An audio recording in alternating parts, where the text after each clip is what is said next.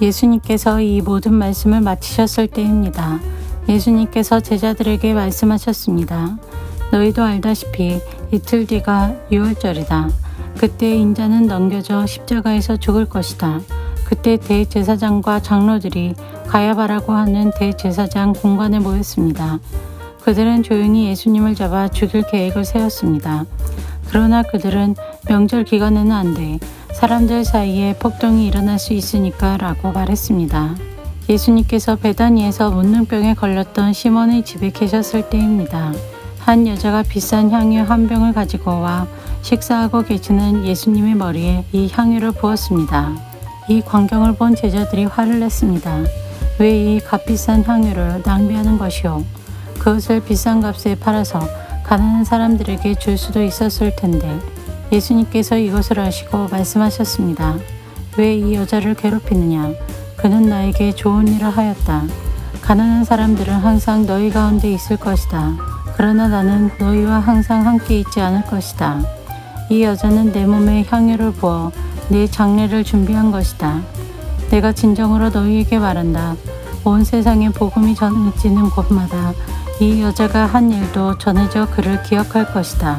그때 12제자 가운데 한 명인 가룟 출신의 유다가 대제사장들에게 갔습니다. 가룟 유다가 말했습니다. 내가 예수를 당신들에게 넘기면 나에게 얼마를 주겠소? 제사장들은 유다에게 은 30개를 주었습니다. 그로부터 유다는 예수님을 넘길 기회를 노렸습니다. 무교절의 첫 번째 날에 제자들이 예수님께 와서 말했습니다. 유월절 음식을 어디에다 준비할까요? 예수님께서 대답하셨습니다. 성 안에 들어가 한 사람에게 이렇게 말하여라. 선생님께서 때가 가까웠으니 당신 집에서 제자들과 함께 유월절을 보내겠다고 말씀하십니다. 제자들이 예수님께서 말씀하신 대로 행하여 유월절을 준비하였습니다. 그날 저녁에 예수님께서 12명의 제자들과 함께 음식을 드시기 위해 앉으셨습니다. 모두들 식사를 하고 있을 때 예수님께서 말씀하셨습니다. 내가 너희에게 진정으로 말한다. 너희 중에 하나가 나를 배반할 것이다.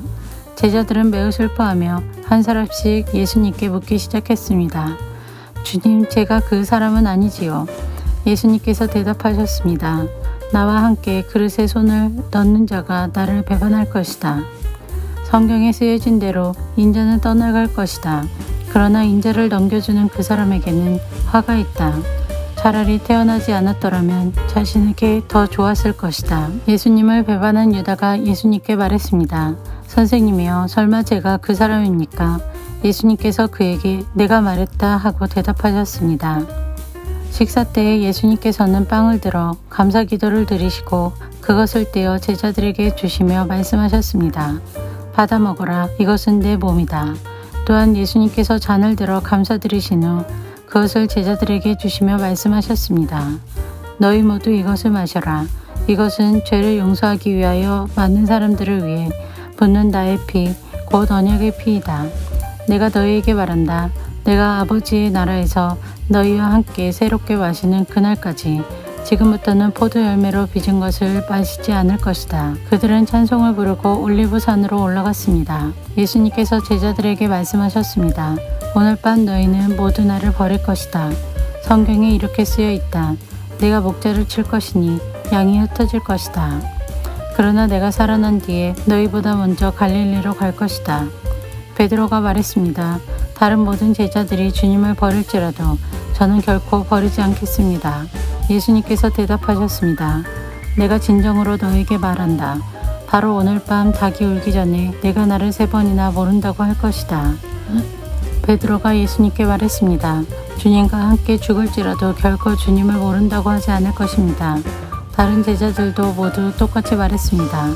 그때 예수님께서 제자들과 함께 겟세마네라고 불리는 곳으로 가셨습니다. 예수님께서 제자들에게 말씀하셨습니다. 내가 저기에 가서 기도하는 동안 여기 앉아 있어라. 그리고 베드로와 세베대의 2 아들을 데리고 가셨습니다. 예수님께서는 매우 근심하시며 괴로워하기 시작하셨습니다. 예수님께서는 세 제자에게 말씀하셨습니다. 내 마음이 괴로워 죽을 지경이다. 여기서 머무르며 나와 함께 깨어 있어라. 그리고 나서 약간 떨어진 곳으로 가서 얼굴을 땅에 대고 기도하셨습니다. 나의 아버지, 할 수만 있다면 제게서 이 잔을 지나가게 해 주십시오. 그러나 내 뜻대로 하지 마시고 아버지의 뜻대로 하시길 원합니다. 기도하신 후 제자들에게 오셔서 제자들이 자고 있는 것을 보시고 베드로에게 말씀하셨습니다. 너희들은 1시간도 나와 함께 깨어 있을 수 없느냐? 깨어서 너희가 시험에 빠지지 않도록 기도하여라. 영은 원하지만 육체가 약하구나. 예수님께서 다시 가셔서 두 번째 기도를 하셨습니다. 나의 아버지여, 이것이 제게서 지나갈 수 없고 제가 마셔야만 한다면 아버지의 뜻대로 되기를 기도합니다. 그리고 나서 다시 제자들에게 가셔서 제자들이 자고 있는 것을 보셨습니다. 그들은 너무 졸렸던 것입니다. 그래서 예수님께서는 제자들을 놔두고 다시 세 번째로 기도하셨습니다. 예수님께서는 같은 기도를 한 번 더 하셨습니다. 그 다음에 예수님께서 제자들에게 돌아오셔서 말씀하셨습니다. 아직도 자고 있고 쉬고 있느냐? 보아라, 때가 가까이 왔다. 인자가 죄인들의 손에 넘겨진다. 일어나라, 가자. 나를 배반한 사람이 가까이 오고 있다. 예수님께서 말씀하시는 동안 12제자 가운데 하나인 유다가 왔습니다. 대제사장과 백성들이 장로들이 보낸 많은 사람들이 칼과 몽둥이를 들고 유다와 함께 왔습니다. 예수님을 배반한 유다가 이들에게 내가 입맞추는 사람이 바로 그 사람입니다. 그를 잡으시오라며 신호를 정해 주었습니다. 곧바로 유다는 예수님께 가서 말했습니다. 선생님 안녕하십니까? 그러면서 입을 맞추었습니다. 예수님께서 친구여 무엇하러 여기에 왔느냐 하고 묻자 사람들이 와서 예수님을 붙잡았습니다. 그러자 예수님과 함께 있던 제자 중 한 사람이 칼을 뽑았습니다. 그리고 대제사장이 종에게 칼을 휘둘러 그 종의 귀를 잘랐습니다. 예수님께서 그에게 말씀하셨습니다.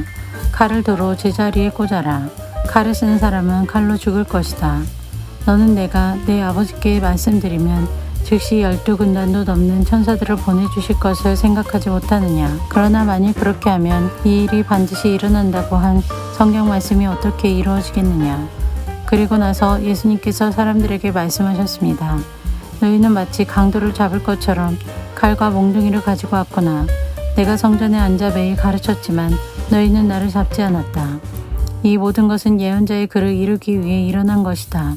그때 모든 제자들이 예수님을 버리고 도망갔습니다. 예수님을 잡은 사람들이 예수님을 대제사장 가야바에게로 끌고 갔습니다. 거기에는 율법학자들과 장로들이 모여 있었습니다. 베드로가 예수님과 멀찍이 떨어져 따라가 대제사장의 공관 마당에 들어갔습니다. 그리고 결과를 보려고 경비원들 틈에 끼어 함께 앉았습니다. 대제사장들과 전체 의원들이 예수님을 죽이기 위해 예수님을 고소할 거짓 증거를 찾으려고 하였습니다. 많은 거짓 증인들이 나왔으나 아무 증거도 얻지 못하던 중 마침내 두 사람이 나왔습니다.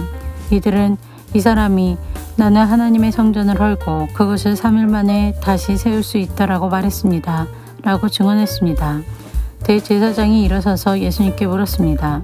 당신은 아무 대답도 하지 않겠소? 이 사람들이 당신에게 불리한 증언을 하는 것에 대한 당신의 답변은 무엇이오? 그러나 예수님께서는 아무것도 말씀하시지 않았습니다. 다시 대제사장이 예수님께 물었습니다. 내가 살아계신 하나님께 맹세하고 당신에게 명령하니 우리에게 말하시오. 당신이 하나님의 아들 그리스도요? 예수님께서 대답하셨습니다. 내가 말했다. 그러나 내가 너희에게 말한다. 이제 이후로 인자가 전능하신 자의 오른쪽에 앉아있는 것과 하늘 구름을 타고 오는 것을 볼 것이다. 그러자 대제사장이 자기 옷을 찢으며 말했습니다. 이 사람이 하나님을 모독했다. 더 이상 증인이 필요 없다. 여러분 모두가 이 사람이 하나님을 모독하는 것을 들었다. 어떻게 생각하는가? 사람들이 대답했습니다. 죽어 마땅합니다. 그리고 사람들은 예수님의 얼굴에 침을 뱉고 주먹으로 치고 손바닥으로 때리며 그리스도야 누가 너를 때렸는지 맞춰보아라 하고 말했습니다. 베드로가 대제사장 공관 마당의 바깥쪽에 앉아 있었습니다. 그때 어떤 여자 하인이 와서 말했습니다. 당신도 갈릴리 사람 예수와 함께 있었지요. 그러자 베드로는 당신이 무슨 말을 하는지 모르겠소 라며 모든 사람들 앞에서 그렇지 않다고 말했습니다. 베드로가 대문 있는 데로 나가자 다른 여자 하인이 거기 있던 사람들에게 말했습니다. 이 사람은 나사렛 예수와 함께 있던 사람이에요. 또다시 베드로는 나는 그 사람을 모릅니다 라고 맹세를 하며 그렇지 않다고 말했습니다. 잠시 후 서 있던 어떤 사람들이 베드로에게 가서 말했습니다.